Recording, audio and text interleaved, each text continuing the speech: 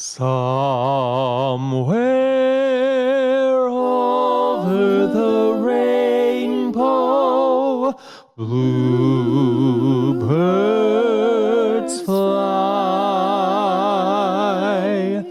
Birds fly over the rainbow. Why then, oh, I can't I?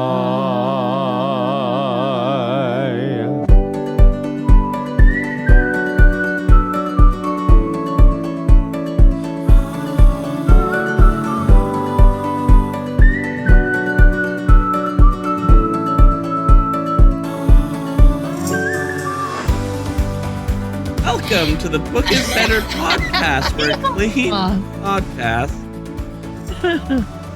Is that all you know about us?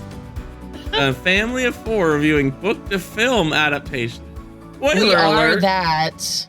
Spoiler alert for The Wizard of Oz. We are covering The Wizard of Oz today. And, you know, I feel like the fact that it's been out since most of us were alive, both the book and the film, means that we don't even really need to give a spoiler alert. However, it is the polite thing to do.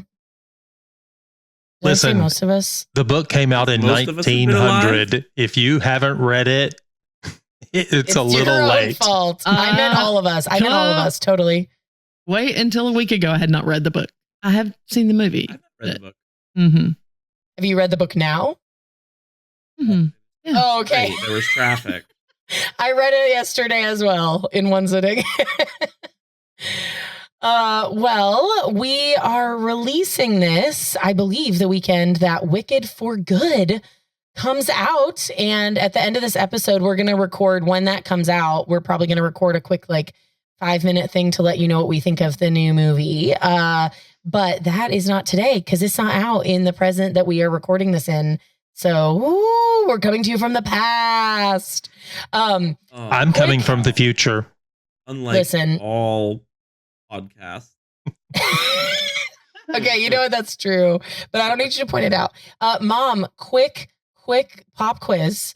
Why are we not covering Wicked on the podcast, which is also an adaptation? So I started to read the book and Josiah had started. I think he was reading it sometime right around the same time. And not far into the novel, there's this super inappropriate scene. And it didn't last super long, but I didn't understand it. It just was such a random insertion of this scene. And I was like, what in the world? And so I thought, well, maybe it was just a one-off. He just wanted to include it for some reason. So I kept reading, and a little farther in, there's another super inappropriate scene. And about that time, Josiah reached out to our group text and said, maybe we shouldn't cover this because there's a lot of stuff in here. A lot of graphic stuff. So we chose not to do that. What we found about the first Wicked and the way they portray it, those things aren't in there. There's some things maybe where you could draw the parallels, but didn't get there in the film. But yeah, the book was pretty out there. Our rule for the podcast is, as far as whether or not you should listen to this episode with a child, is generally if you would let them read the book and watch the film, it's probably good. We will talk about some heavier content during the trivia section in particular. And this is definitely a middle grade book. Sad life. Yes, a lot of it is. So you may want to just kind of be aware of that if you are a parent listening. But in general, obviously the book and film here are meant to be maybe for older children. There's a little bit of scary stuff in there that I might not expose the youngest ones to, perhaps. Mm-hmm. But that is your call as mom or dad. All right. So as we say hello today, our fun fact is, what is a classic film that everyone should see that you have not seen? So my answer is I finally recently watched Gladiator, which Gladiator and Braveheart tend to be kind of lumped together. I finally watched Gladiator about 6 months ago. still have never watched Braveheart. I know it is a classic. It's not that old, but that is the one that Josh keeps coming back to, is like, why have we never watched that? So it's just never feels like a good time, you know? So I'm really dating myself to give this answer. But the movie happened before I was born, but it was always considered a classic as I was growing up. It was that movie that, it was that love story everyone had seen, and that tragic, whatever it was. But I've never seen Casablanca all the way through. And I honestly, I'm not sure. It seems like I've started watching it in the recent past at some point, and I couldn't finish it at the time or whatever. But I think I probably have a lot of classics that many, many people say they've seen and I haven't, but that's the first one that popped into my head anyway. Actually, that would have been one that I said, or the Maltese Falcon or 12 Angry Men. Those all happened a bit before I was born, but those are supposed to be classics I've never seen. I'm Josiah, the brother of this skipping little gang, and I have never really seen Gone with the Wind. I think when I was like 6 or 5, it was on. Rebekah might have been watching it while I was in the room playing with a toy, but I don't remember a single thing about it. And I was thinking it came up as suggested after I watched Wizard of Oz, so I thought I'd put it on my list. Maybe I'll put it on in the next few days. On with the Wind beat Wizard of Oz for Best Picture Oscar that year. Good grief, it's very long, so it was one of those movies that had an intermission. I think it's an important film to watch. So Josiah, what is the plot of this book and film? Wow, this plot summary, y'all. This is where a Kansas girl named Dorothy Gale and her dog Toto are swept away by a cyclone to the magical land of Oz. Her house lands on and kills Wicked Witch of the East. I know, a house killing a witch. Oh no. Whoa. Freeing the Munchkins. To find her way home, Dorothy follows the yellow brick road to the Emerald City to ask the Wizard of Oz for help. Along the way, she befriends the Scarecrow who wants brains, the Tin Woodsman who wants a heart, and the Cowardly Lion who wants courage. The wizard promises to grant her wishes if they defeat the Wicked Witch of the West, which they do when Dorothy accidentally melts her with a bucket of plain old water. What are they putting in our water? When they return, the wizard is revealed as a kind but ordinary man from Omaha. He's a very good man, but a very bad wizard. After the wizard departs in a balloon, leaving Dorothy behind on accident, Dorothy learns from Glinda the Good Witch that her shoes can take her home. She clicks her heels and returns to Kansas, realizing she had the power to go home all along. Also realizing that over the rainbow isn't so much better than home. Anyway. All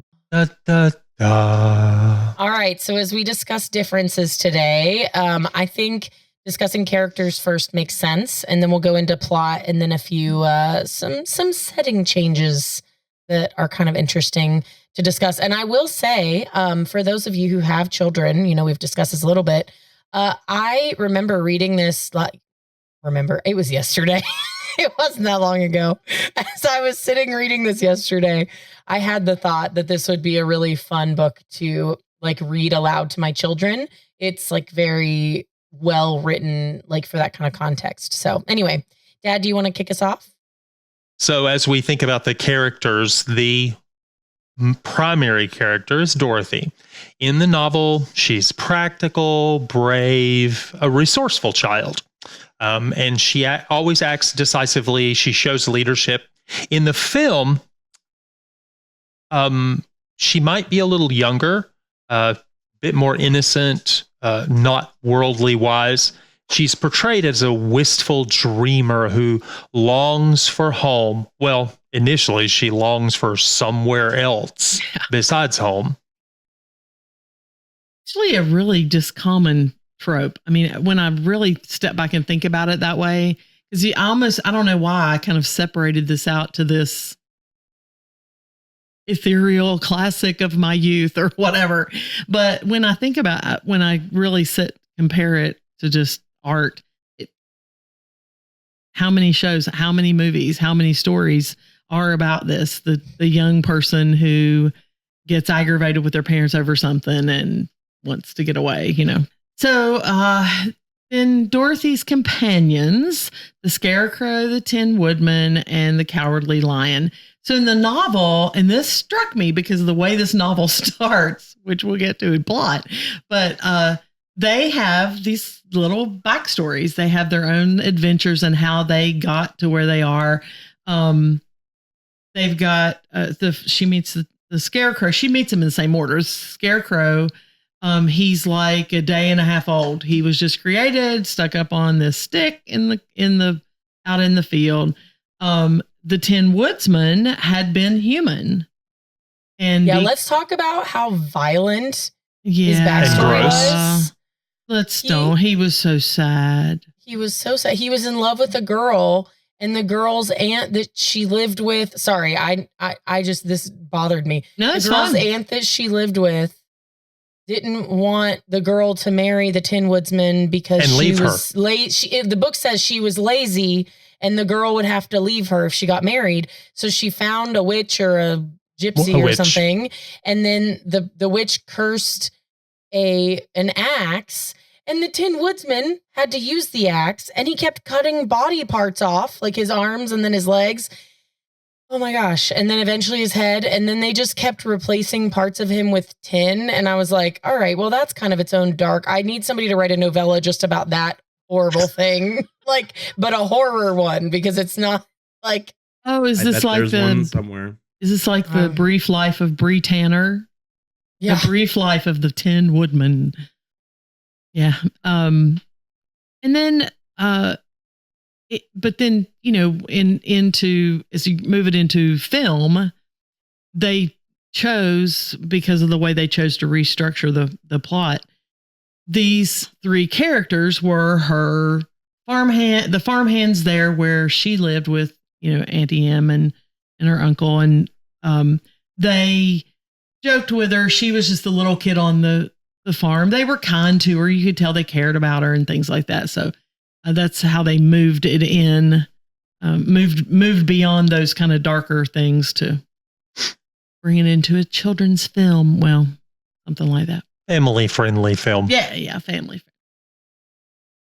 So the Wizard of Oz himself, in the novel, they call him a humbug, which I still don't totally understand. What does that mean? Like when they say that, what is the definition of humbug? Wasn't Bah Humbug already out in Scrooge? It's different than the way Dickens uses the Bah Humbug thing. I think a humbug is just a big fake, a phony. I think that's you're just a humbug. That makes sense. So he is a man from Omaha who is not a wizard, but sort of like Dorothy in the book, gets pulled into the land of Oz and then decided to convince everyone that he was a wizard and rules through deception, which is so interesting because he didn't enslave people, but kind of. And it was all by the deception of pretending to be a wizard and all this stuff. But then he's like, well, you know what? I'm really sorry. And he becomes this warm character. It is kind of a funny portrayal in my head. But in the film, he was more of the bumbling trickster kind of guy. In the film, honestly, he was a little meaner intentionally. And he's a little less relatable, which I think personally probably worked better, than in the book, which I found a little bit confusing, honestly. Yeah, I think in the book, it was more of, okay, I got to do something about this. What am I going to do? It didn't come across as mean. I definitely agree. He was a balloonist in the book, right? He'd been this, that, or the other, ended up being a balloonist, and he was right. Mm-hmm. So he was always into performing, and you know Yeah. that's the hypocrite thing, the two-faced, not really playing who you really are. So he was used to that. So it's just an embodiment of that kind of character that Baum seemed to be going for. And the film just made him a kindly uncle kind of person. Oh, well, that's just your uncle. You know, he just tells fables or this, that, and the other. Actually, a drama that Josiah was in college takes this kind of character and makes a whole movie about him, makes a whole story about him. That's the Big Fish.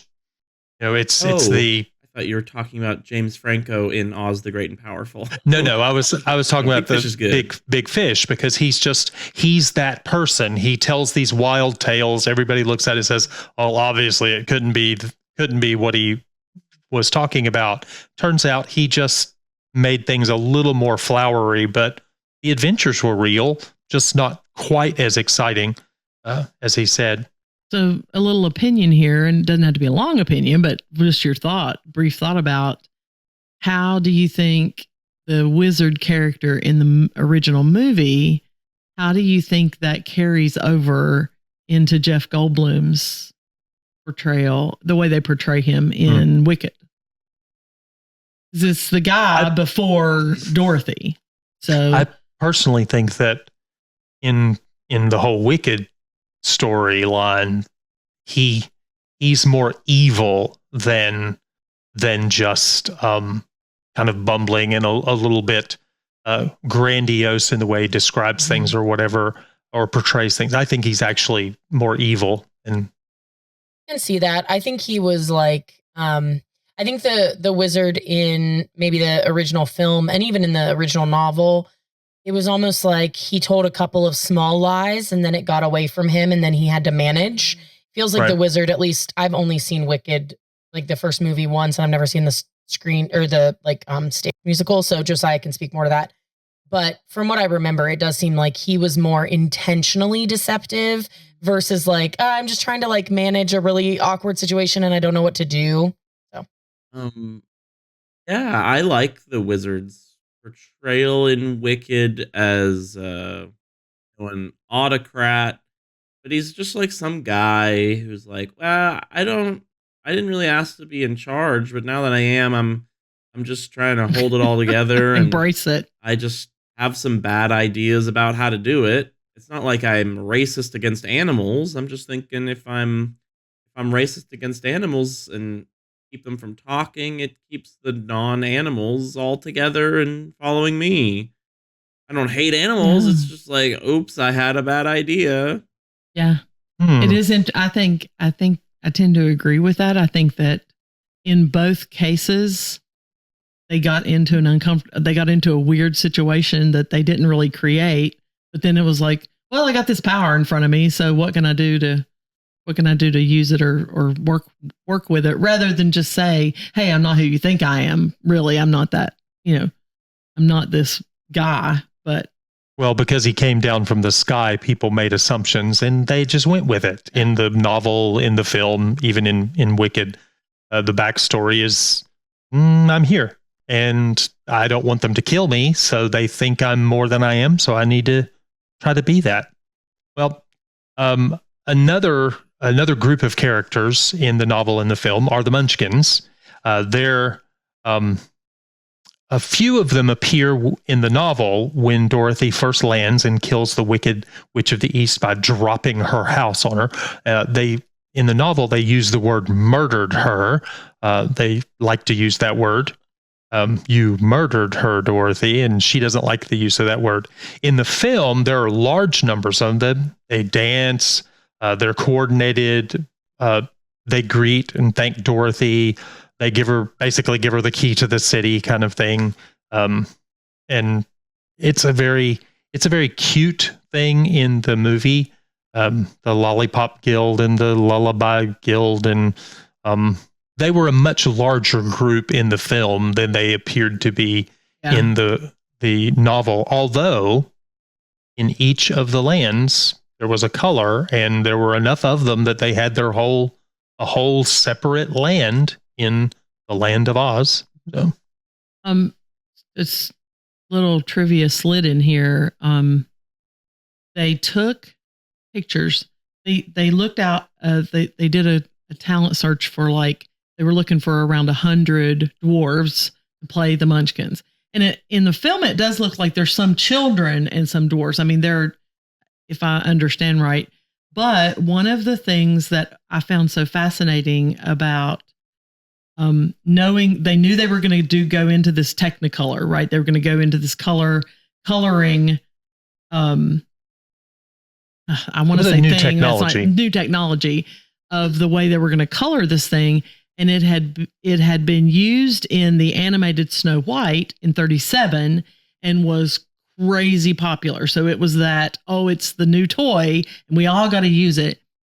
So to make sure that they properly captured things correctly and consistently, they made up the Munchkins in their makeup and took pictures of all of them so that every day that they filmed, because it was several days of filming them, they made sure that their makeup match, and maybe they do the same thing now. I don't know. I'm not sure how that works, but I just thought about, then the detail of having to go through all that because there were so many of them and the book had so few, but previously it would have been black and white. So if the makeup probably didn't have to be exactly the same color, it just had to look the same in black and white. Yeah. Now they had color, so all the colors had to be the same. And the color Stark there, where they go from Kansas into Oz, and I thought it was really beautiful. The movie we watched, where they'd done especially remastered. I mean, the change in the color, it was lovely and kind of startling and all that. So. Wicked Witch of the West. I'll tell you that she's a little bit of a minor antagonist in the book. She only appears late in the book. She's barely mentioned. You kill the Wicked Witch of the East. You murder her with the house at the beginning. And barely is there a mention of there being another Wicked Witch. But in the film, she's expanded to the main villain. Shows up in the first scene in Oz and Munchkinland. She's the sister, the Wicked Witch of the East. Very scary, that Margaret Hamilton. Really transformed the character. And she was scary as Elvira Gulch, too. Is in the beginning with the poor little dog. I mean, she was like, I forgot about that scene where I knew she wanted to take Toto, but she didn't want to just take Toto. She wanted him to be killed. I forgot about that until we watched it. I was like, oh my gosh, that's right. Sweet little old lady. Yeah. Yeah. I would posit that there was not so much of a villain in the book. I think that the book didn't have a clear villain at all. I mean, I guess you could say it's the idea of the Wicked Witches, but they were villains to other people. They weren't really villains to Dorothy. Dorothy was kind of fighting the more ambiguous, need to get back home. And so that was her quest. But interestingly enough, I feel like which I think it does work better on screen. The film added what felt like more intensity and more evil and more villainous activity from a person with a face and a name. And so I do think that was an interesting, it was just an interesting direction to take it. So I think the primary villain in the novel was the lack of freedom. Because in each of the lands that they go to, there's some concept of freedom. The Wicked Witch of the East had taken the freedom of the Munchkins. The Wicked Witch of the West had taken the freedom of another group. I think it's the lack of freedom. So when they become free and they're able to choose their own leaders and things like that, I think that's the anti-villain of the movie. I think Josiah really liked that. He started crying as soon as he was like, whoa. Oh, okay. That's not wrong. I mean, it's a really interesting take, honestly. L. Frank Baum did believe in women's suffrage. So probably thought that women were lacking freedom. So maybe he was actually trying to communicate a message there, which is interesting. Which is, again, why separating the art from the artist, like, it is good sometimes to be able to, like, eat the meat, spit out the bones. Like, what are the good things that you can take away even from people who believe things antithetical to some of what you believe? Because we are more complex than a binary of you have to think this way or think that way, and there's two options and nothing else. I had a memory, a very vivid, I could just see my grandmother being Auntie M when she said, "There's a lot I want to say to you right now, Elvira Gulch, but I can't because I'm a Christian woman." And she storms out of the room. So funny. And the uncle's sitting there in the chair, and he's just like smirking. He's just wanting to say something. You can see on his face, if you stay, I'll say them. You just hang around for a minute. Yeah. So a little more about the aunt and uncle here. Let's go. A little uncle about more an aunt. I think they're basically the same from book to film, but I wanted to mention that one of the deleted scenes in the film was a reprise of Over the Rainbow, where Aunt M is in the crystal ball, and she may have also sung along with Dorothy. Aww. And it is added back into the stage musical. I just produced a stage musical of Oz Youth Edition. And Over the that's Rainbow right. reprise is with Dorothy and Aunt M. Oh, nice. I thought that when I had seen the film before that there was a part where Aunt M's face was in the crystal ball. Now, see, there is. It was released with television rights in the late 50s, and it would have been on television once a year at least for all of my childhood. So I thought I remembered seeing Aunt M's face in the crystal ball when he saw. Yeah, she did. I mean, you did. So, okay. So there were they had 3 or 4 other musical numbers planned in the screenplay, and because they were going for a target audience of youth. I mean, their main target audience, let me say that.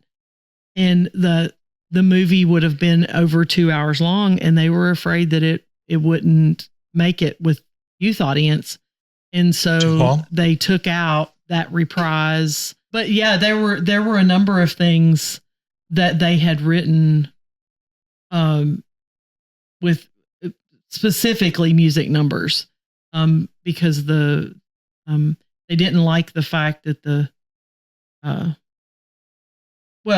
guess the bottom line of all of it is there were several voices in this trying to decide what they wanted. And a lot of what I read suggested it was like kind of too many voices to really come up with something. Too many cooks in the kitchen. Yeah. And finally the director Fleming, and, they finally were just like, these are the things we want. We can't keep doing this, because discussions had gone on and on and on about how to portray it. So another character thing that I thought was fascinating, this might have been one of my favorite changes actually to realize, is in the novel, the flying monkeys were not like inherently evil and didn't serve the Wicked Witch. They were required by a magic item called the Golden Cap to respond 3 times, only 3 times, to summons from whoever possesses the Golden Cap. And so the Wicked Witch of the West had already called on them twice. Once was to enslave the people where she was in the West. And the other time, to drive do you remember what it was? Out. Yes, to drive the wizard out of her territory. And so the third time she used it to capture Dorothy and her friends, because she had tried to call on like her other minions and they weren't answering. So in the film, the flying monkeys are like these scary villains that just serve the Wicked Witch. Although she does also have like soldiers, I guess, in similar garb to those monkeys in the film, that like after she dies, aren't they happy about it? Yeah, I think like, those were like, the Winkies. Those were the people of the land that she had enslaved. Yeah, so I thought that whole thing was just such a fascinating change. I think it it works in the film. It's fine. It was just, I think I liked it in the book better, actually. I don't know. It's simplified for the film, but I love the backstory in the novel, and that they are kind of rough characters, even when they're on their own. The reason that they were cursed that way to have to obey the cap is because they were making fun of someone. But I like the backstory, and if you're reading this book as a chapter book, and it's an episode after episode it's a really nice thing, that backstory. There were some other animals. Toto, for instance, the dog. In the novel, he occasionally speaks, at least toward the end. I did not realize that either until I got to the end of the book, and he starts speaking just before they leave. And Dorothy says, "Oh, I'm sorry, Toto, we're going to leave." But in the film, he's always just a dog, remains silent, which makes sense for the film. They didn't make him much of a character, to be perfectly honest. I had trouble with Toto because in the film? Nope, in the novel. Oh, I had trouble with Toto in the novel because he was so upset. It bothered me that she was supposed to be getting in the balloon with the wizard to go home. And, oh, where is Toto? Where is Toto? You've got to come in, get in the balloon, Dorothy, get in the balloon. Where's Toto? Where's Toto? It's like Toto is always getting her into trouble. Toto's the reason that she couldn't get down in the storm cellar. Toto's the reason she couldn't get in the balloon. Toto was a problem. It's the same thing in the film, though. The film, Miss Gulch has got it. If we had just followed Miss Gulch. No, I love dogs, but Toto was just... Toto needed to be on a leash, let's just put it that way, so she would have control over him. Okay, well, there are some characters that are absent or altered in the film. In the novel, there's the queen of the field mice, and she's got such a tiny little voice. She's a tiny monarch who is certain that everyone should bow down to her, of course. She commands the mice, and they help free the lion from the poppy field trap because the scarecrow and the tin woodsman could carry Dorothy and Toto out, but the lion was too heavy, so they needed help. And so they were able to call on the field mice to help them with that because they had earlier saved the field mice queen. So that was cute. Hey, did you know that the Good Witch of the South is Glinda in the film and separate from the Good Witch of the North? She helps Dorothy return home at the end of the book as a only once mentioned before Deus Ex Machina. However, the Good Witch of the North, in the book, that's the first kind witch Dorothy meets in the novel. This unnamed witch gives Dorothy the silver shoes, a protective mark on her forehead, and some advice. Yeah. This there was a 1902 stage play of The Wizard of Oz that L. Frank Baum helped write, where this good witch of the North was named LaCosta. LaCosta? Okay. If he's going to use her, I guess he got to give her a name. So Dorothy, Frank, and Auntie M, LaCosta. Even Glinda is interesting. Locusta. Yeah, that's it. Thinking. Like she's a locust. Yes. But yeah, a separate good witch of the North in Munchkin Land. It's not Glinda in the book.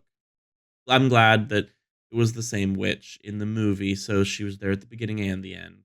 I think having one villain in the film was simplified it and all of that. Having one good witch simplified it. Yeah, it's just the one against one kind of thing. You got rid of the first bad witch right at the beginning. And I think my only it's not a concern. My confusion around that, the two different ones versus like in the movie, it's just one. It is mentioned that there are 4 witches. Hello. In the film, but what?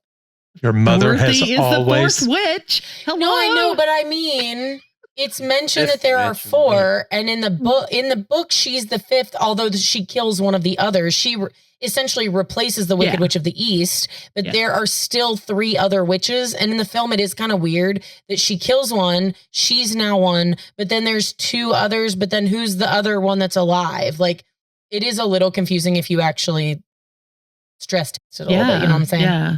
And also another thing that around Glenda, I was listening, and I've thought this before. I think at any time I watch the film, when Glenda is describing herself and she says, "Only bad witches are ugly." So I thought that was weird enough. Okay, but then amazing line, and then she says, "But I'm a good witch. I do good things." And I thought it was interesting because in my younger adult days, the whole concept of witches and people proclaiming they were witches and wizards became more outwardly. It wasn't a stigma in society to come out and say, "Well, I do this. Well, I'm a witch. Well, I'm a good witch. Well, I'm a." And have you ever heard of Bewitched? Yeah, that was a big thing when we were children. So television show. She, I thought it was interesting because she was like, "Well, I'm a good witch. I only do good things for people." And I don't know, I guess just where I grew up and things like that, that should have been more jarring to us, that we would not want our children to hear that. But at the same time, this is considered a fantasy film. And along with that film, popular culture was starting to make that a thing. I Dream of Jeannie was another popular television show. Yeah, she did magic all the time. Yeah. So we move on to the Winkies and the Quadlings. In the novel, they are distinctive peoples. They both have their own story, their own world, or their own land. Only Winkies appear in the movie, and these are the witches' slaves with the flying monkeys. They're humanoid or human characters with green faces like hers, and so they did combine a couple of things and use them in that way. It seemed like in the film that the Wicked Witch of the West had created the flying monkeys, so that's why in the novel that was a kind of a neat story that they had an actual other story. It looked like she had created them, and then she had enslaved the Winkies. There's another land that they go to in the novel after they encounter the Wizard of Oz and the Wicked Witch is taken care of. Dorothy still wants to get home, and one of the places that they visit is a place filled with people made from China, not the country. They are porcelain. They are actual glass-like people that go about their life. They live in a land with a tall border that looks like a china dish all around.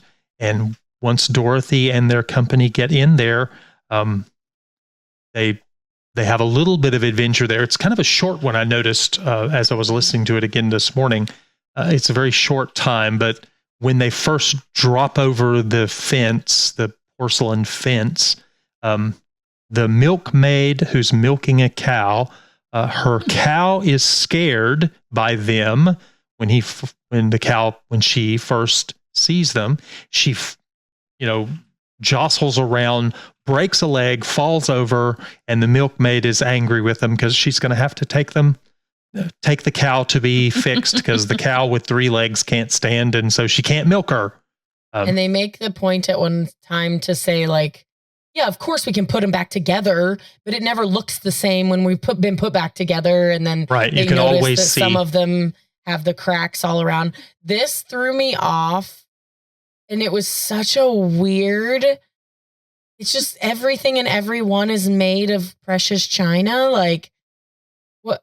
It was so interesting. But all part of the fantasy.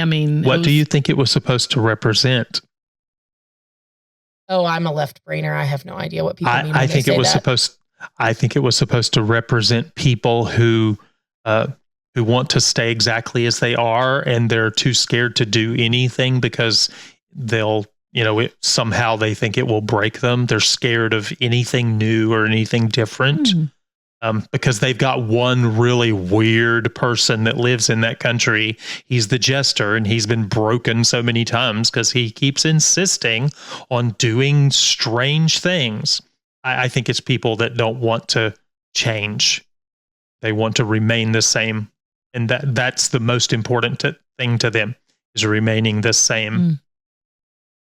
The next few are like book only characters that we don't see in the movie at all. The first is the Kalitas. They're like these lion bear creatures that attack the group during their travels on the Yellow Brick Road. The lion is very afraid of them. Yeah, He mentions them. He mentions them at the beginning before they run into them later. Yeah, and I get why they cut. I mean, they faced enough stuff in the movie to, again, just paring down or pruning down some of the people. Well, I was sad that they took out the hammerheads, armless creatures who guard a mountain near Glinda's land. Yeah. I cracked up aloud when I was reading about these yesterday. So for those of you who haven't read the book, they have no arms and they look like they are completely non-threatening. They just have they describe them as having lots of loose skin around their necks. And so then when the people would try to walk past them, their heads would literally like jump out at you. Like they were Jack in the Box on a spring, and like they were very formidable. I just thought they were so funny. That was funny. And I liken them to C.S. Lewis, the pod people that Lucy runs into on the island in the Voyage of the Dawn Treader. Well, we talked about the king of the winged monkey. There was a king of the winged monkey, and they speak, of course, but he tells Dorothy after the witch is melted.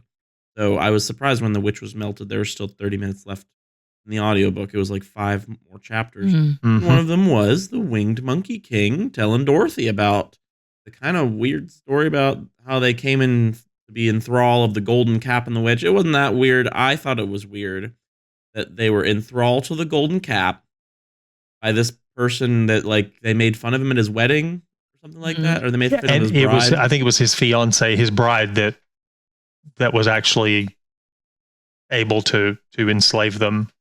Yeah, and I think the story goes, we were mean to her. She put us in. She enslaved us to the golden cap magically, but never used it once. And then the golden cap went into the possession of the Wicked Witch of the West.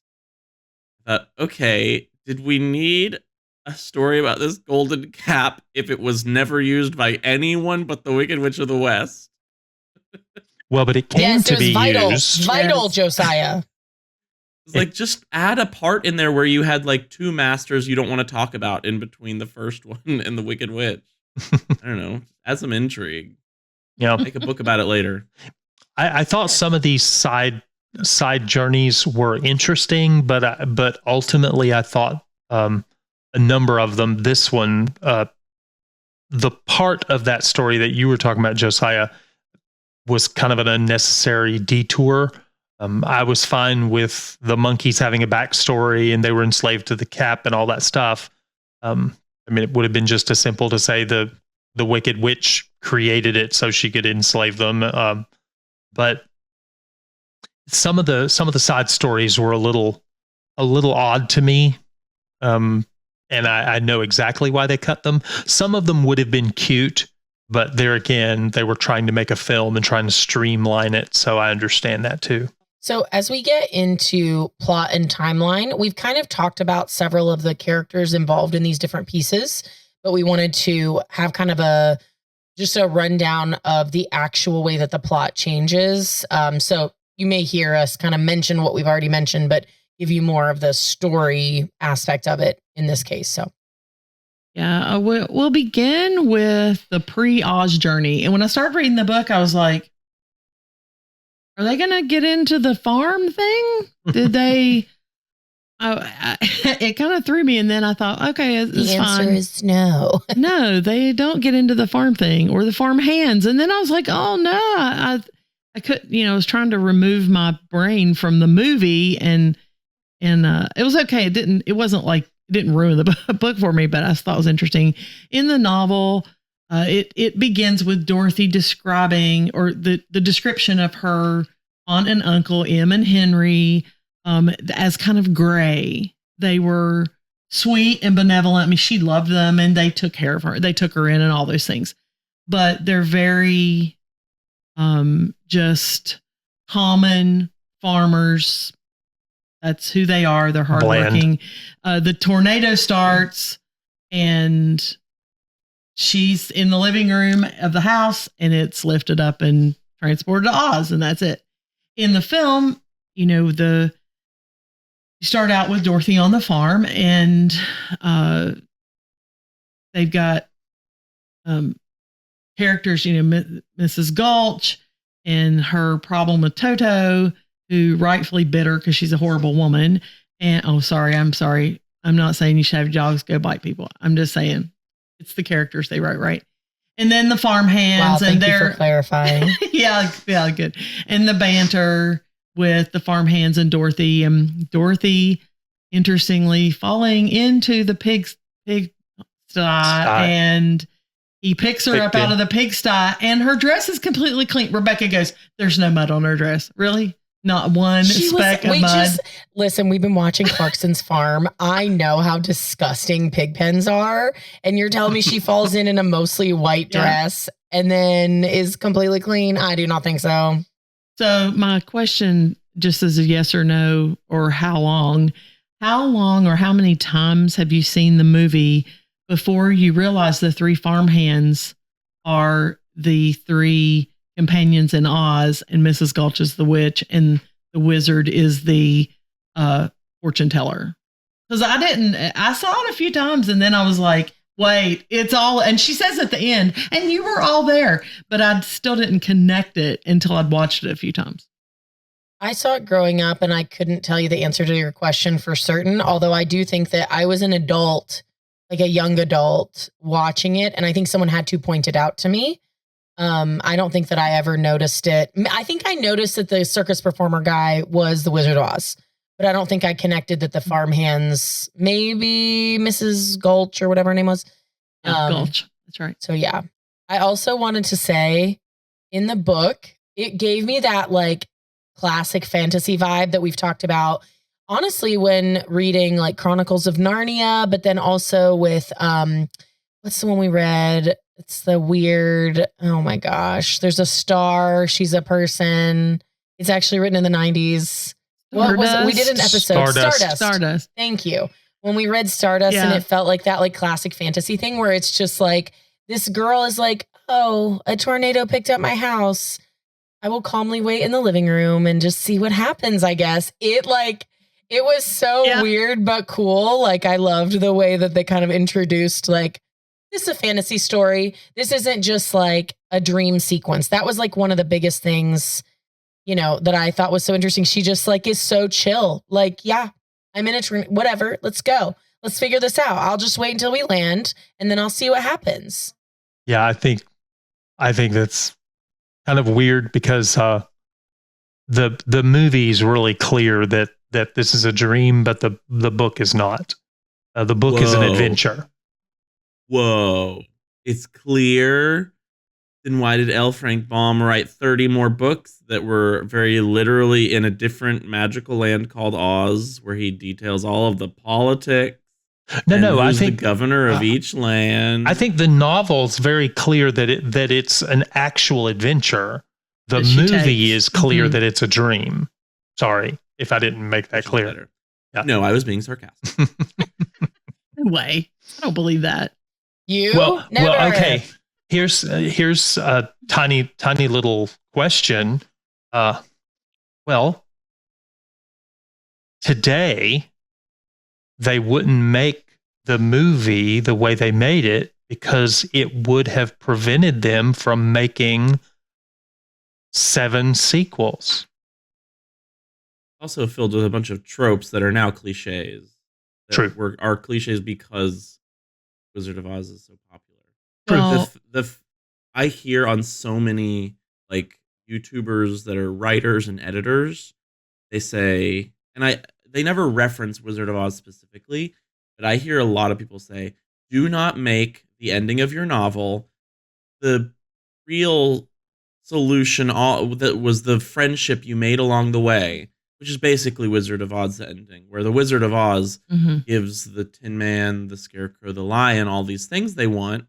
Now, it's actually, you could still do that today in Wizard of Oz because he's lying and it's a multi-layered thing. It's not just this cliche. You've always had your shoes. You've always been able to click your heels. Like in the movie, Glinda even specifically says, you had to figure out that home was where you really wanted to be. You had to figure out that Somewhere Over the Rainbow wasn't as good as your home, and now the ruby slippers work. Which, by the way, in the novel, the witch's shoes she gets are silver. And they changed them to ruby in the film to show off Technicolor's vivid red tones. I looked up some things when it said this wasn't the first Technicolor movie, but it was one of the first. They actually had a duo color, 2 duo color movies before this, a few years before it. And as the technology was changing, and I was looking it up to try to see what does that mean. And it's actually, it uses 2 tones, two other colors. Like I'm not sure what the film would have looked like, though. That would have been really strange. But the duo color was the first experiment, but Technicolor was, we can use all of the vibrant colors of the rainbow. And that's also why the film is so bright and colorful. You've got so many different colors to take advantage of that.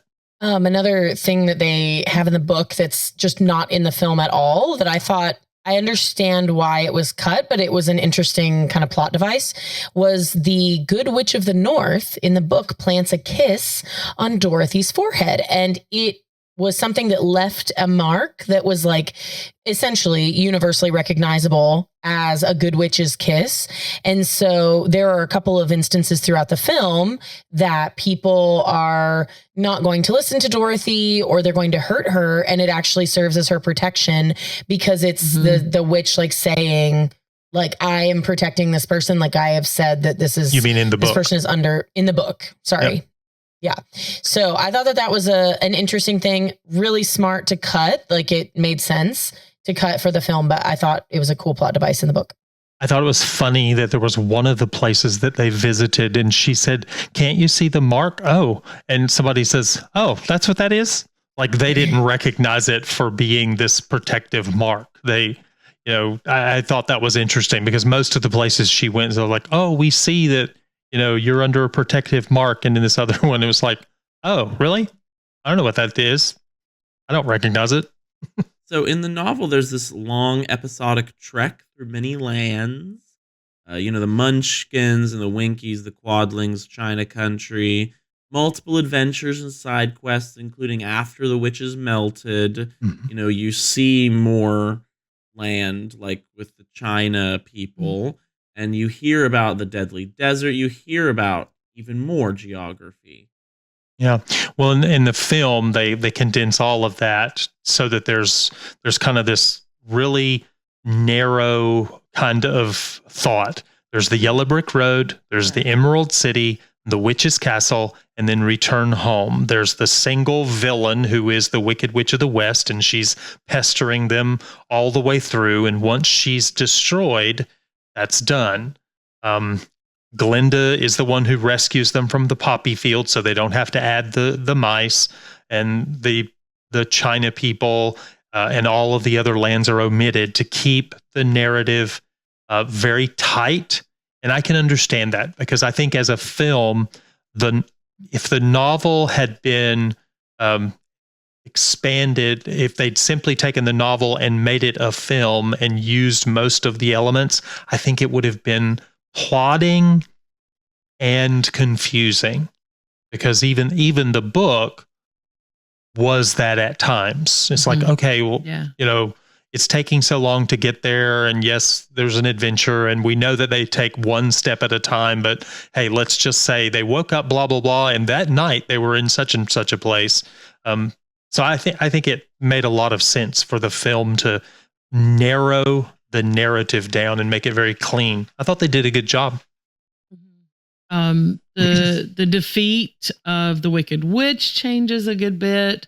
The novel, Dorothy still uses the water to melt her. She's afraid of water. But it's the soap water that she's been cleaning the mopping of the floor with. I felt like there was a little more reference in the book to make you understand the witch was afraid of water, which is fine. It's not that it had to be in the film. I think there was one little note.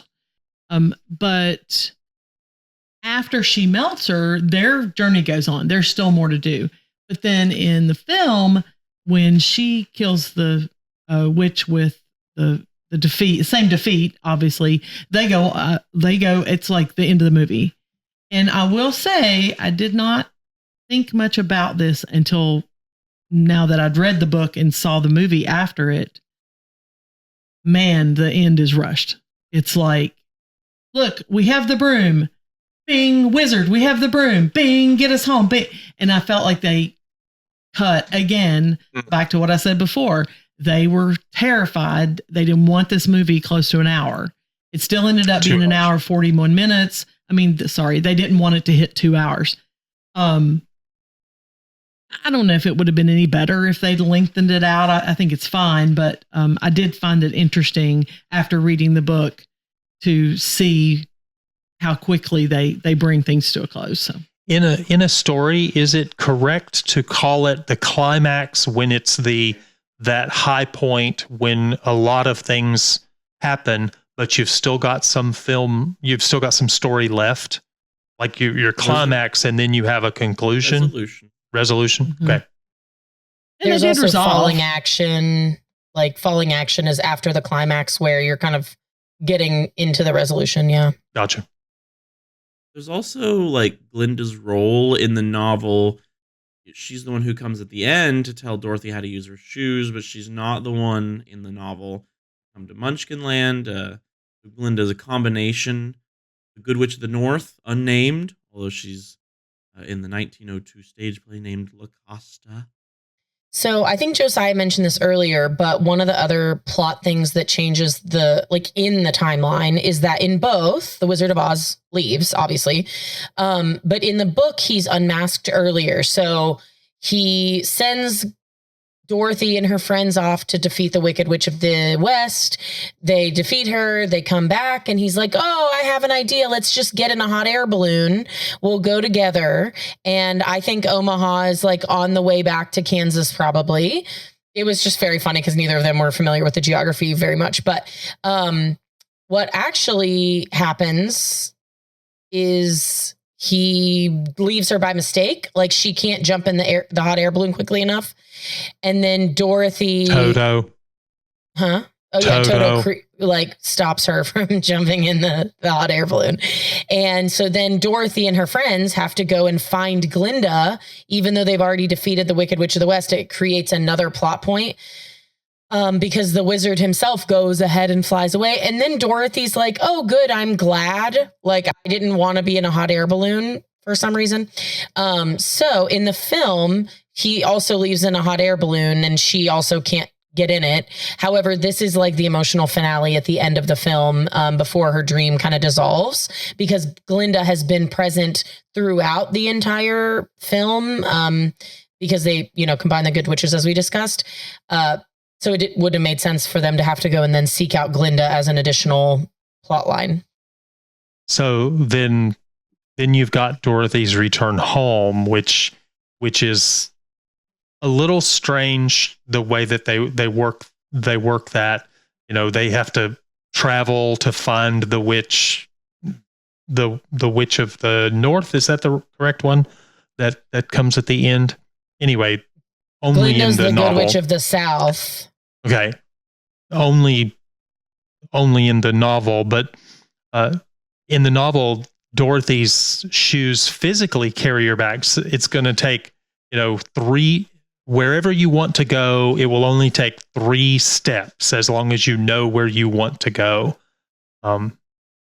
So in the film, she awakens in bed. And this is a reminder of the difference in the novel and the film. The novel is an adventure novel that's actual place and actual places, real adventures. In the film, all of these adventures were just Dorothy dreaming them, because when she wakes up in her bed, she's surrounded by her family, implying that, yes, indeed, this was all just a dream. Kind of like that terrible episode at the beginning of one of the seasons of Dallas, which said, oh, last season that you all watched faithfully, this very popular television series, yeah, that was just all a dream. We're just going to go back. Well, the funny thing is, it goes back to something Josiah mentioned, which is it wasn't a trope at the time, but now it is. Like, now if you did this and it was like, wait a minute, that whole thing was a dream, like, and this is going to be this, I'm saying this because of who I am. The only point of this whole thing was just the character development. The story itself didn't even have. Oh no, character development.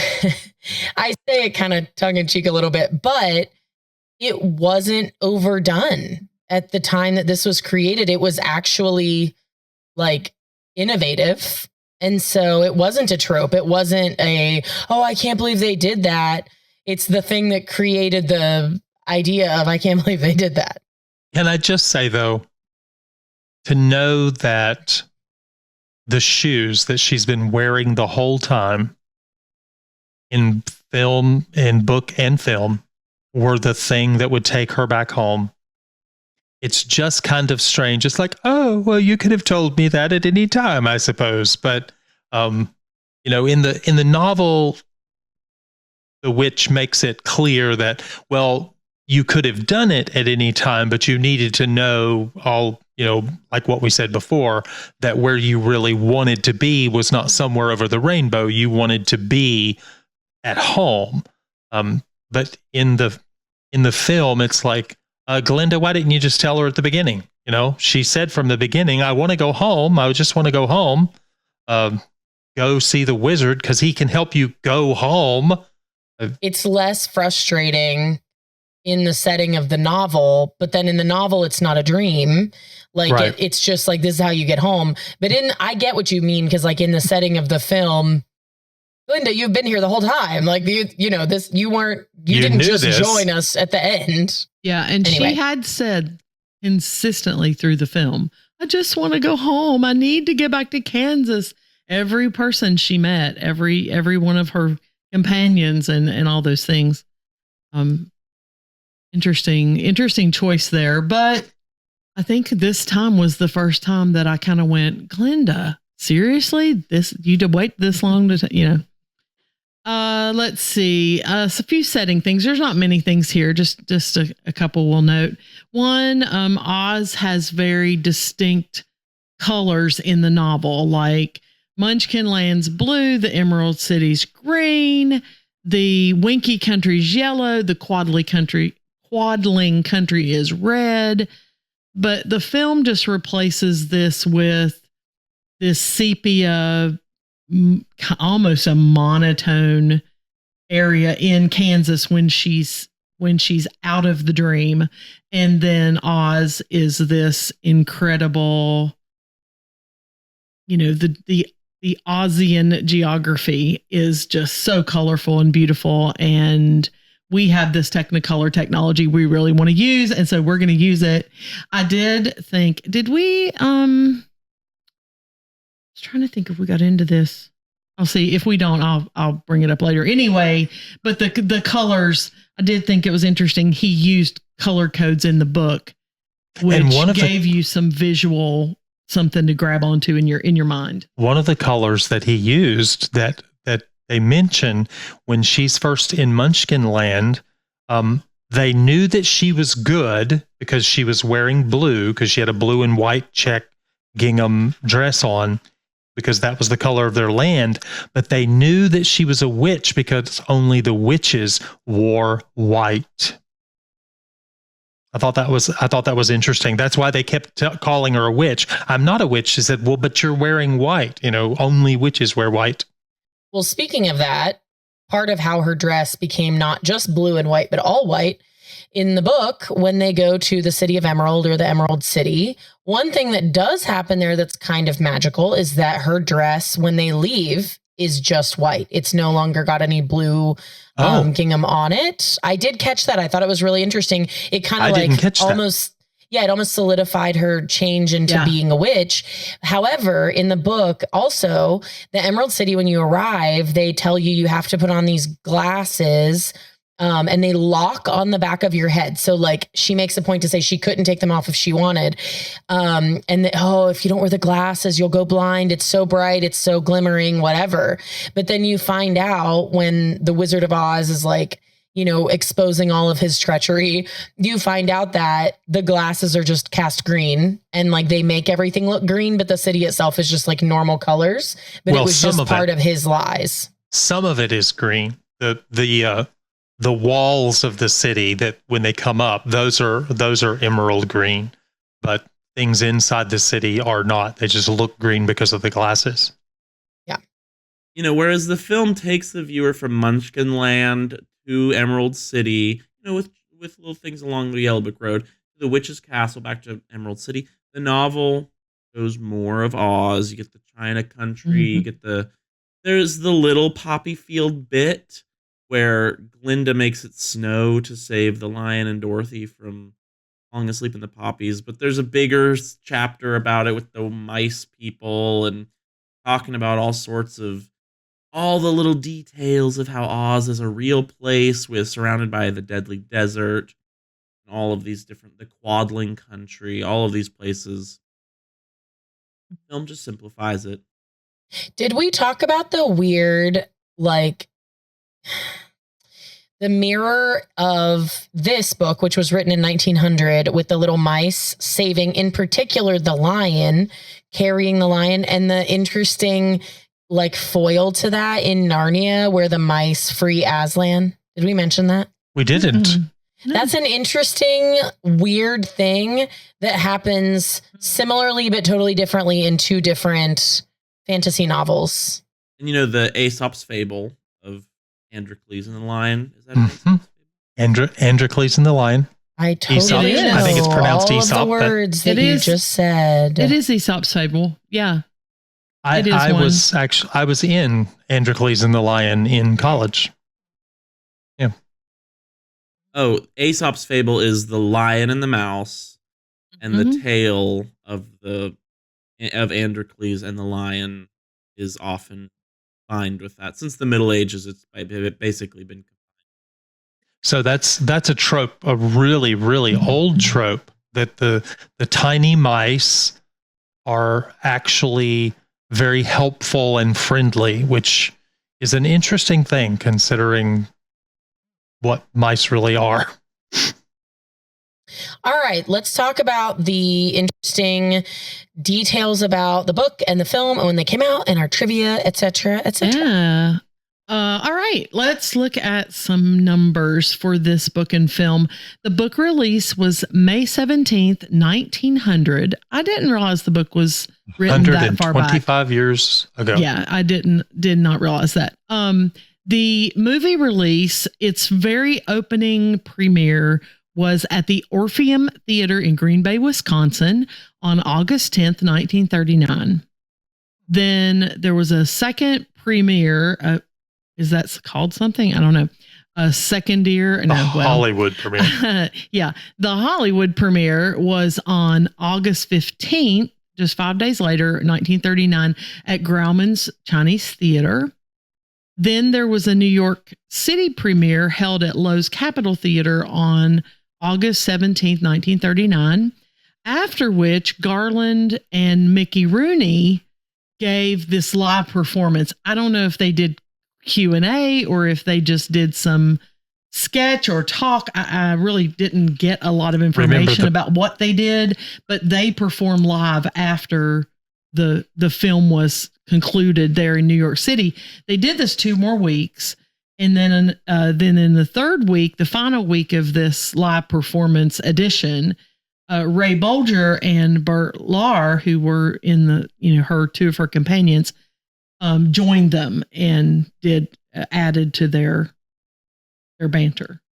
I was just going to say, remember, this was the time when movie studios basically owned actors and actresses, and Mickey Rooney and Garland were in another film that same year, and the company wanted to promote that, and so they would tie these two things together, although Mickey Rooney wasn't in it, although the other people were that would perform in the other parts. That is an interesting part of Hollywood history, how in the beginning of as the production companies came into being, and it became so popular for them to own the actor or actress for be a under contractual contract, period. Yeah. I have always found that fascinating. The book rating was given in Goodreads is 4 out of 5. That's with over 500,000 ratings. So, and that's interesting to me. Let's see. Rotten Tomatoes gave it a 98%, and we have talked about how older films will pretty much hang on to their high rank like that. IMDb gives the movie 8.1 out of 10, and then the Flickster audience score, and this was with over 250,000 ratings, holds an 89%. So let's look down farther. Okay, so cost and box office.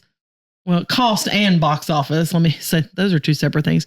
The production cost was $2.77 million.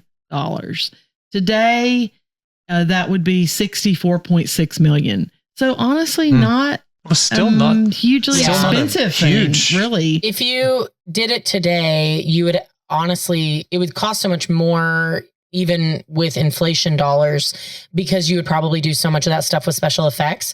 But part of why it's not that expensive is real effects are actually less expensive in a lot of cases than trying to do a ton of computer generated stuff. And in 39, I mean, there was just so little of that could have been computer generated. I really thought the special effect of the witch flying in the air and then grabbing Dorothy and Dorothy's like legs, seeing it in 4K, it's like, oh my gosh, you can really tell, but like you wouldn't have been able to. That's a really good, like, what's it called? Like a real effect, not a special effect. Practical effects. Yeah. I thought that was neat. Rebekah, did you know that computers did not exist in 1939? I did know that. If you say it, that is correct. I just mean like there wasn't another digital way to do a lot of those effects, and practical effects were less expensive. Yeah, I think that digital is... Okay. Well, it would be more expensive to make today is all I'm saying. But there were inflated dollars. That's all I'm trying to say. Even at the time, there were other special effect ways, though. You could do claymation. You could do small, sets that were miniatures and things like that. Those were still possible. To clarify, Wicked cost $145 million in 2023. So a little more. Yeah, a little bit. Well, it's like over double in inflated dollars, The film opened nationwide, let me throw that in here, on August 25th of 1939. And that's exactly 22 years before my sweetheart was born. Oh. Tear. Okay. So when the weekend the film came out and the 3 premieres that had taken place a few weeks before, its opening in the U.S. was only 17,000. And there was concern about this because they'd sunk so much money. It was the most expensive film MGM had put out at this point in their history. The USA Canada gross came in at $2 million. International pulled about just short of $1 million, and then that brings the total worldwide to $3 million. Now, the film, it was popular in the theaters. They had just sunk so much money into it. It didn't actually make a profit overall until the re-release in 1949, 10 years later, that pulled in another 1.5 million. So I found that fascinating that and you said it was like they were surprised, right? That it was expected to be successful and it wasn't as successful as they thought. Yeah, and I guess just the thought of what did the movie cost at the box? What did you pay for a ticket in 1939? And 10 cents a quarter or something. What would have to come in? And I didn't look that number up. So what would have to come in? What would the total seat, the total ticket take? What would it have to be for them to have made the profit at the beginning?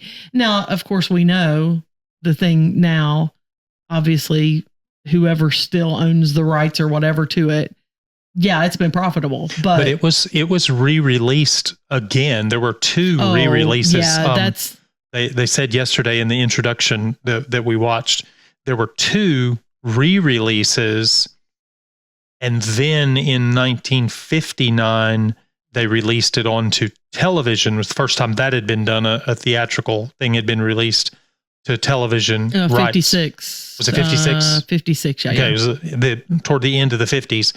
And then it was on television like every year forever. Mm-hmm. It received 53% of the audience share for the night, which was very good.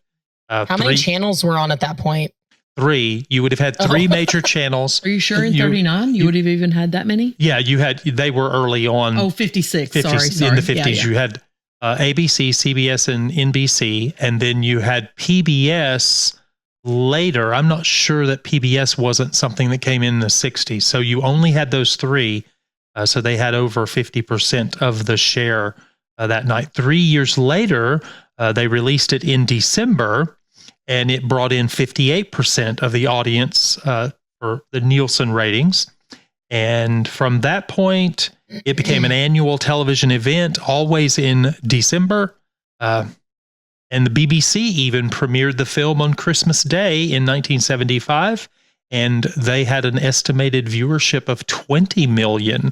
So it's one of those that didn't make its money initially. In its second release, it finally began to make a profit. In its third release, it did a little bit better, and then as it was on television, it continued to do better and better and better. That takes a long time to make a profit. It's like the ultimate sleeper. Definitely.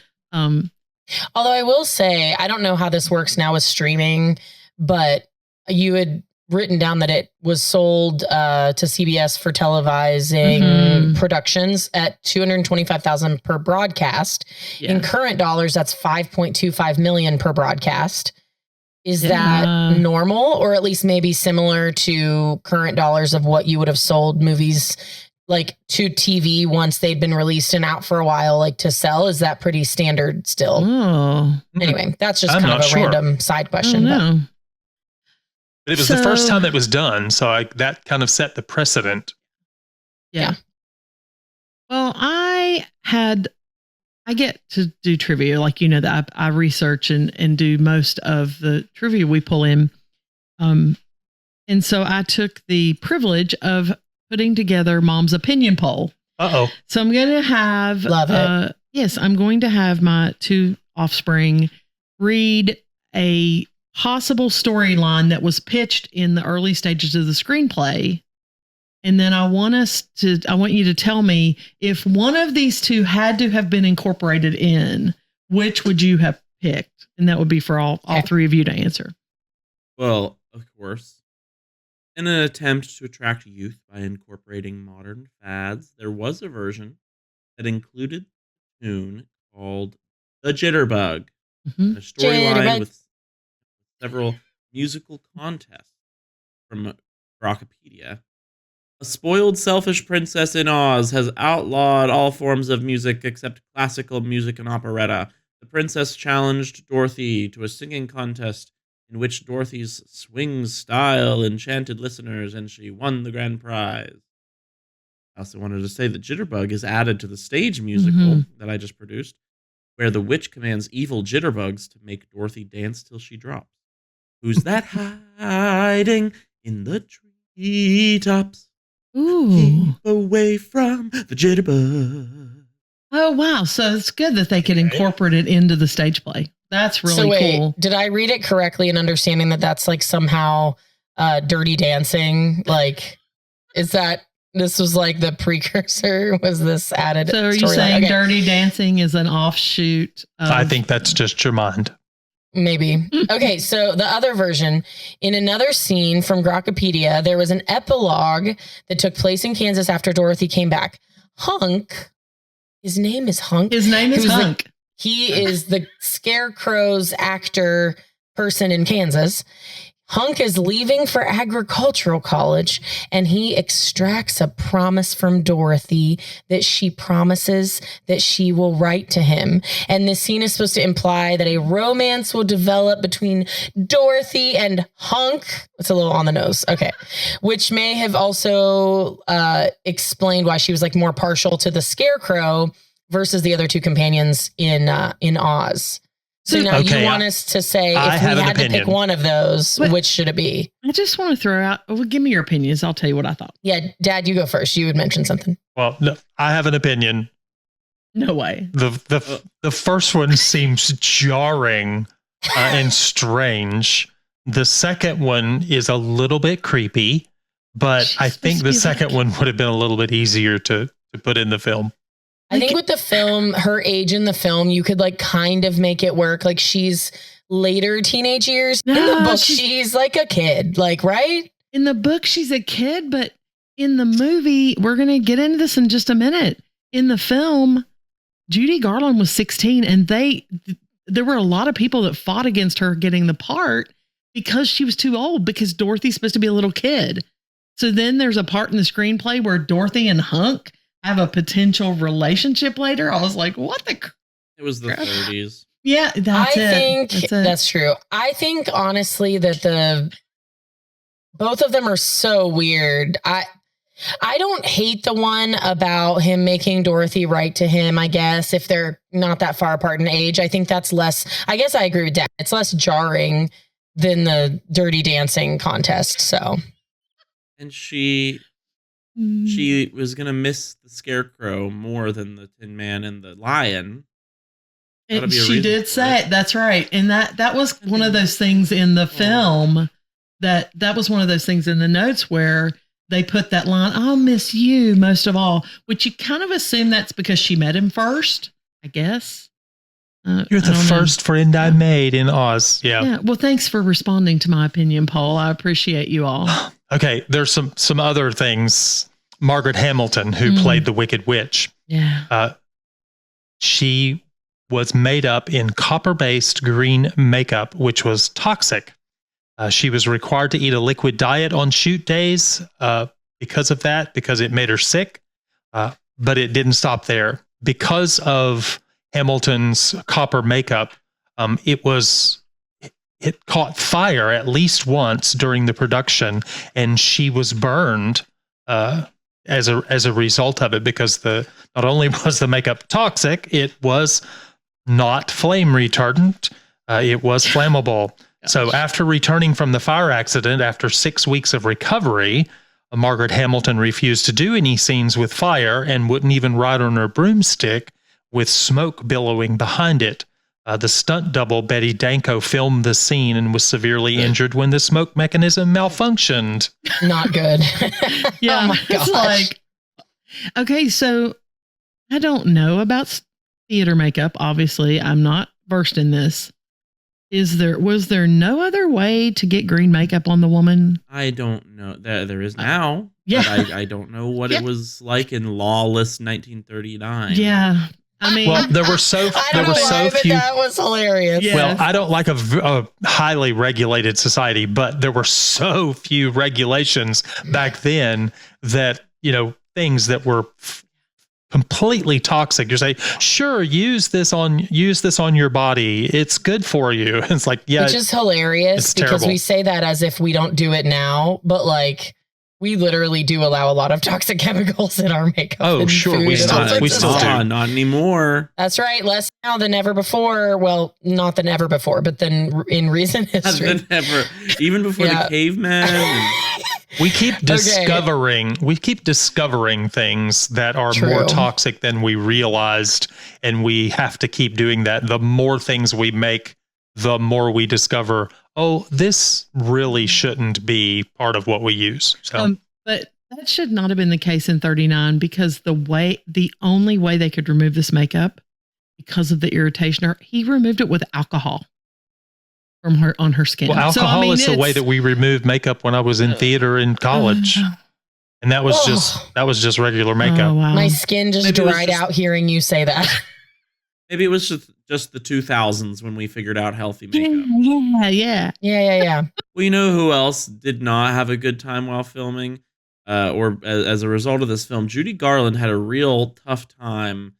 Whether it was purely because of this movie, well, let me tell you that she wasn't considered to be the prettiest of actresses in consideration for the role. And I assume that she knew that was in discussion. I don't think we figured out how to treat women right in films until 70s or the 90s. I don't know. Many thought that Judy at the age of 16 was too old to portray the child that L. Frank Baum had written in the novel. But she had the most experience. Due to contractual obligations of other contenders, Garland was finally chosen. Shirley Temple worked for a different company, and they wanted her go. But they couldn't get it in the contract. The price of this fame was a bit too high for Judy. She was given Benzedrine tablets to keep her weight down, as well as uppers and downers, which resulted in her having giggling fits. Lord Jesus. She lost it in the Lion's intro scene. After it was finally wrapped, director Fleming slapped her in the face. Wow. In shame, he ordered the crew to punch him in the face, but Garland just walked up to him and kissed him instead. All right, I'm buying into the lawlessness of the 1930s. Yeah. Well, now don't forget that even in the 60s and 70s, when I was growing up, there were a lot of diet pills on the market that turned out to be things like what she was using. It's like, well, this is just common. You need to, if you want to keep that weight off, you do this kind of thing. But so today we look at it and say it's terrible. Then they're like, well, everybody's doing it. It might not have been good, but everybody's doing it. But here's, oh my gosh. I'm not justifying. Look at her in the film. I mean, well, at least she had a nicely shaped nose. Well, yeah. Why? So she also, that was the stuff they put in her body. Then they made her wear a false teeth over her teeth because they were slightly misaligned. And they made her put rubber discs up each nostril because they didn't like the shape of her nose. And I listened to her the whole time we watched the movie going, can I tell? And honestly, she sounds like she has a little teeny bit of a cold. Yep, and I was that's like, probably why. Now, the one of us, I should have been the one that took that trivia. I'm the one that looks like I have a broken nose. Should I wear little rubber things? Because on a video podcast, I don't want to embarrass you guys with my terrible looking nose. I don't think there are rubber things big enough to fix the way your nose looks broken. I'm sorry. Can you imagine walking around? Mom was mentioning that as we were watching the movie yesterday. Slap him in the face. So on top of everything else, people on set made lewd comments about Judy Garland's chest. So they tried binding them so that they would shrink to reduce their size, which is so... Chest binding is... Nope. I can't even talk about how bad it is for your breast health. It's not good. And I mean, I'm sure that they didn't know that. It was just like, oh, how will it look on screen? But there are some countries that have done that as a beauty thing that, yeah. Sadly, yes. So also there were some cast that wrote later that drunk actors playing munchkins would pinch and proposition her, pinching her on the bottom. Garland stated that she was groped by Louis B. Mayer, and you may recognize the M as the last M in MGM. So it just... Metro Goldwyn Mayer. It's Yeah. so sad. Like the ways that women were treated on sets. Oh, True. yeah. I have so many Well, because- comments, but Don't forget, it's been a visual medium. And before we say that 2025 is so much better, look at the number of actresses who look anorexic when they wear a sleeveless gown. It's like, I see every bone poking out of your shoulder, and everybody's like, oh, aren't they beautiful and wonderful? And we're wonderful people. It's like, yeah, they're doing the same kind of thing. Well, I will say one of the things that I've thought about a lot more since we've been doing the podcast is recognizing, since we've done things over several decades, so we've been able to look back at different periods of time in film and stuff like that, and realize what a toll it takes on a person to be in the spotlight. And we see child actors who become wildly popular because many of them are incredibly talented. And then what happens to them as they get older and what the price of that fame is. Yeah. And I'm stricken. I wish I could say that this period of time was the only time that this stuff happened, but it wasn't. And just the whole thought about what you have to deal with. And then you find that there's a small group of actors out there, there have been all through the years, where they make decisions that prevent that happening in their lives. And a lot of times they're dinged for it for whatever reason, but at the same time, they get, They have to be in charge of their own life. Yeah. Yeah, and that's not let other people be in charge of their life. Right. Which, if we're talking about the film and the novel that we've just reviewed, it is all about freedom of being free to make your choices. Yeah. So the last of the trivia I wanted to bring out, which I thought was so interesting, and there's tons of trivia out there if you want to ever go read it.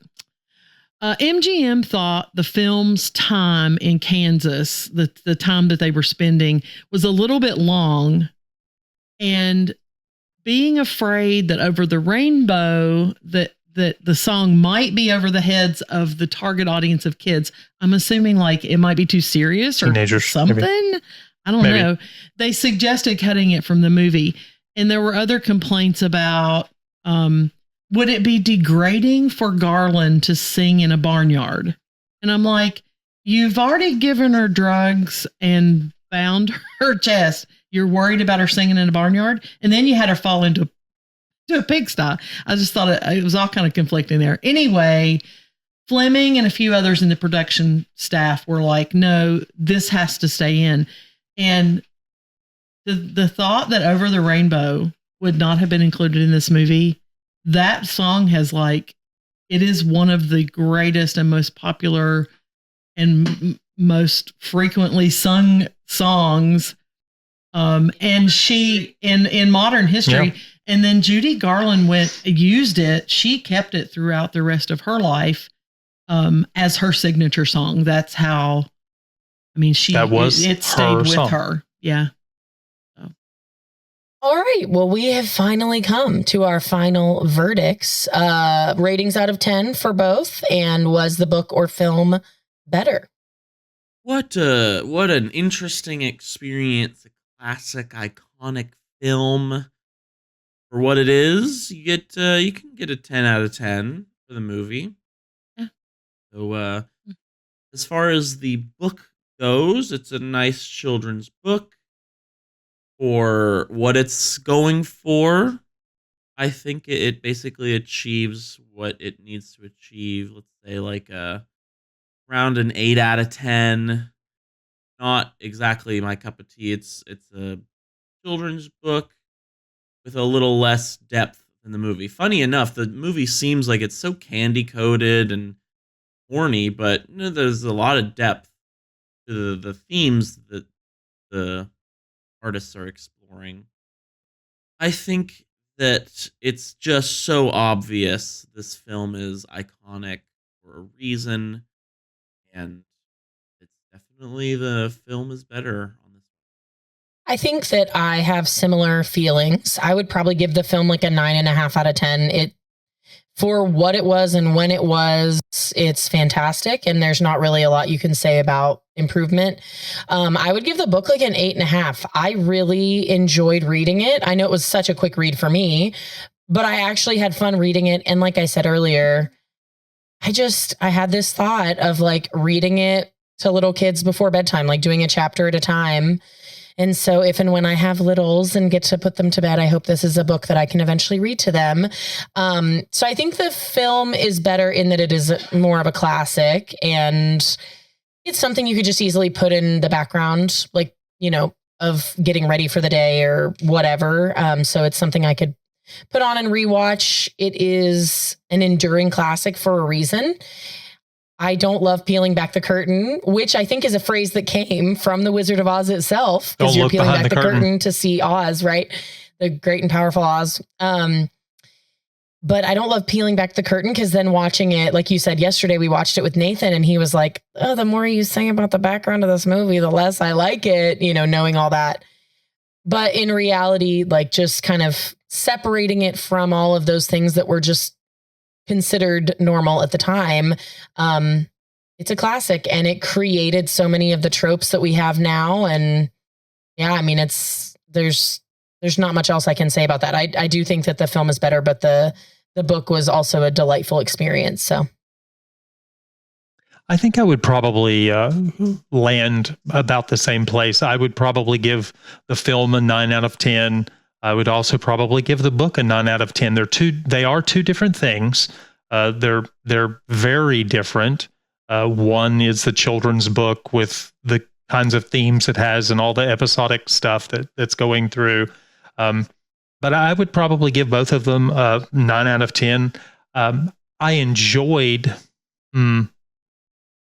think I enjoyed the book better, because there was so much in it that had not been in the film. And as far as peeling back the curtain or looking at the man, don't look at the man behind the curtain, I think the more we do that in anything we watch, the more we discover that we don't like. The whole Weinstein thing that's happened in the last decade or so has just reminded us that these kinds of things have always been happening, and we need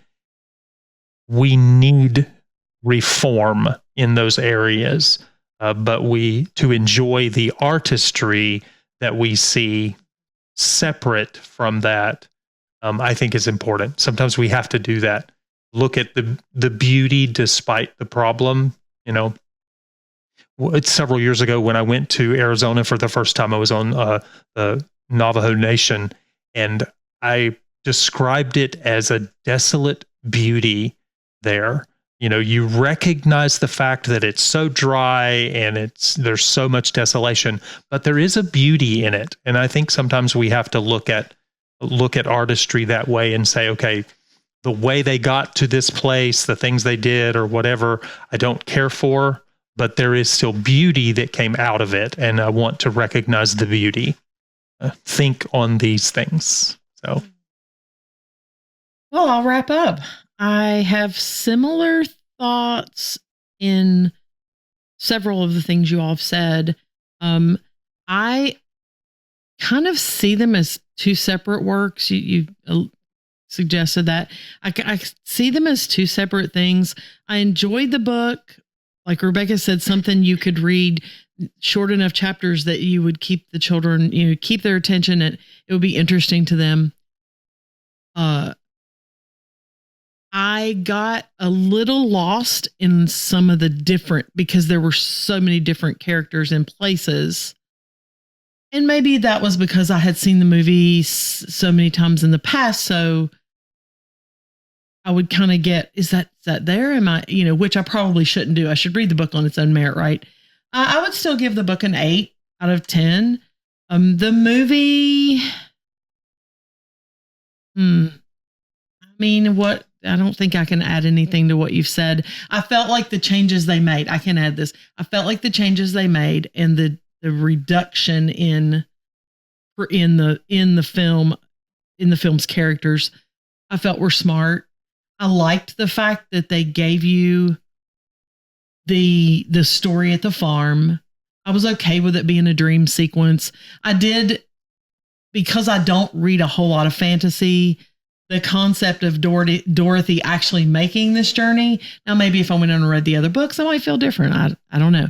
But still, I'm going to give this to the movie. I would say the movie is easily a 9.5 or 10, just based on what it is. And, to Rebekah's point of seeing it in high definition, yeah, you get pieces and parts of the technical, things that we would do differently with CG and things like that.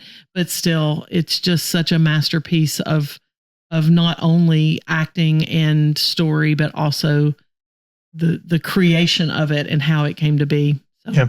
I actually listened a couple of months ago to the audiobook, the regular audiobook. But in the last few weeks, I listened to a dramatized version of the audiobook, which I thought was very nice. All of those were really good ways to listen to that. And Rebekah, you read it. It's amazing to me at how fast you read, but you read the whole thing in a very short period of time. So I think all of those are good ways to consume this. And sometimes, like I'd seen the film so many times, I'd never read the book, but a few months ago I did. And then I thought, well, instead of reading the book again for the podcast, I'll do this other version. I think it's always kind of nice to do different versions if you can, different things to get a well-rounded understanding of the story. So I would recommend that. Did anyone else listen to the Anne Hathaway audiobook?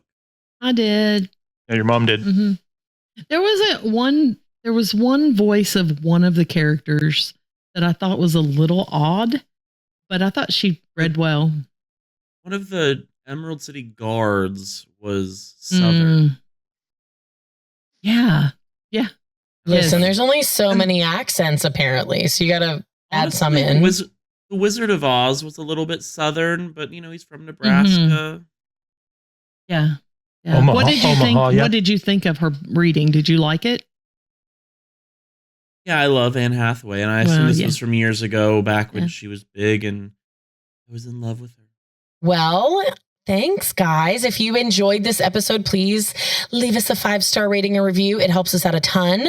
We're on Patreon, so you should be on Patreon, get updates about our new episodes as even a free subscriber, and access to some paid tier fun as well. You can find us on all social media at Book is Better Pod. If you want to send us feedback, ask the host questions, that's us, obviously, or anything, you can DM us on social media or join our free Discord server, or you can also email us bookisbetterpod@gmail.com. And until next time, there's no place like home. There's no place like home. There's no place like home. I don't think we're in Kansas anymore. Odo.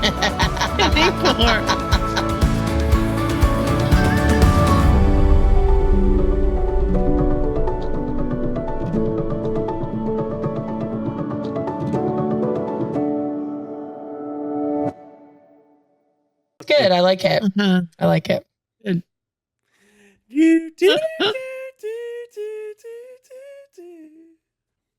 I like it. We're doing so Get good. with it. Is this Mardi Gras?